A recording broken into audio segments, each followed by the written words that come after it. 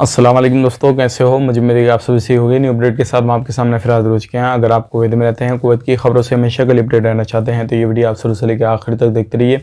इस वीडियो के अंदर मैं आपको काफ़ी ज़्यादा इंपॉर्टेंट जो इन्फॉर्मेशन देने वाला हूँ और आप लोगों को बताने वाला हूँ।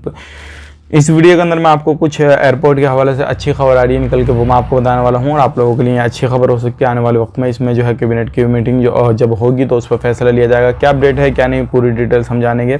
और भी जो है public authority for man power की तरफ से अपडेट दी जा रही है। दो बड़ी अपडेट मैं आपको देने वाला हूँ। तो चलिए फिर बिना देरी के वीडियो शुरू करते हैं, लेकिन उससे पहले मैं आपको बता देता हूँ, चैनल हमारा पहली बार देख रहे हैं, चैनल को सब्सक्राइब करें और साथ ही साथ बेल आइकन जरूर प्रेस कर दें ताकि हमेशा आपको इसी तरीके से अपडेट मिलती रहे और आप हमेशा हमारे साथ में जुड़े रहें। तो सबसे पहली अपडेट की तरफ बढ़ते हैं। जो बड़ी अपडेट आ रही है निकल के public authority for man power की तरफ से आ रही है।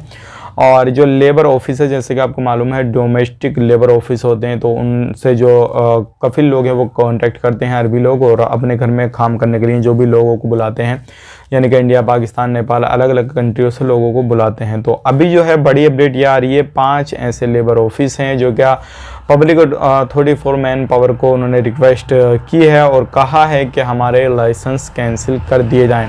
तो एक बड़ी जानकारी है। अब आपको रीज़न इसमें कोई भी नहीं बताया गया है, रीज़न आप खुद समझ सकते हैं, क्योंकि अभी जो है काफ़ी ज़्यादा लोग जो है इंटरेस्टेड हो रहे हैं आने के लिए कुवैत के अंदर, क्योंकि अभी काफ़ी ज़्यादा अलग अलग तरीके के खर्चे, ये वो अलग हर चीज़ें हो रही हैं।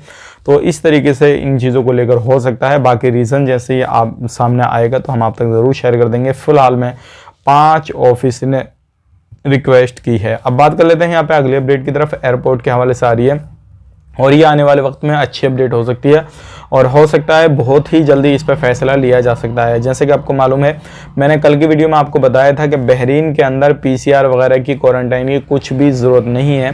आप अगर सफ़र करना चाहते हैं तो बहरीन में ये रूल रेगुलेशन जो है लागू कर दिया गया है।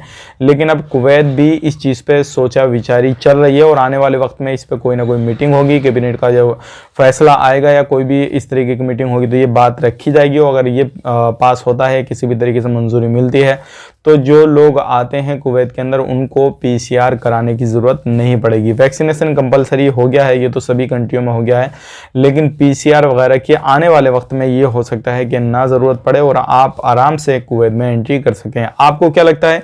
कमेंट बॉक्स में अपनी राय बताएं कि इस रूल रेगुलेशन को कब तक, जो अभी चल रहा है पीसीआर आपको कराना है, ये करना वो करना, तो ये कब तक हट जाएगा? आप मुझे कमेंट बॉक्स में अपनी राय ज़रूर बता सकते हैं। मैं आपको बताऊं, अगर मैं अपनी राय यहाँ पे बताऊं तो लगभग 1 महीना लग सकता है इस चीज़ को कंपलसरी पूरे तरीके से हटाने तक। लगभग 2022 के शुरू से ये सारी चीज़ें जो है आने वाले वक्त में सही हो जाएंगी इंशाल्लाह। और जिस तरीके से लोग पहले एंट्री करते थे उस तरीके से करना शुरू हो जाएंगे।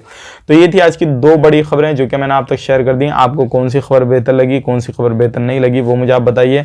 लोगों की आवाजाही के लिए भी काफ़ी ज़्यादा प्रॉब्लम हो रही है एंट्री करने के लिए, एग्जिट करने के लिए, क्योंकि लेबर ऑफिस वगैरह भी लोग अपना लाइसेंस वगैरह कैंसिल करा रहे हैं और भी बहुत सारी तकनीकी प्रॉब्लम आ रही है जो क्या पैसे को लेकर, बिजनेस को लेकर, ये सारी चीज़ें आ रही हैं। आने वाले वक्त में क्या होता है क्या नहीं, वो तो हम आपको बताते रहेंगे। मिलेंगे इस नेक्स्ट वीडियो में। आप अपना ख्याल रखें, अपनी फैमिली वालों का ख्याल रखें। Take care, bye bye.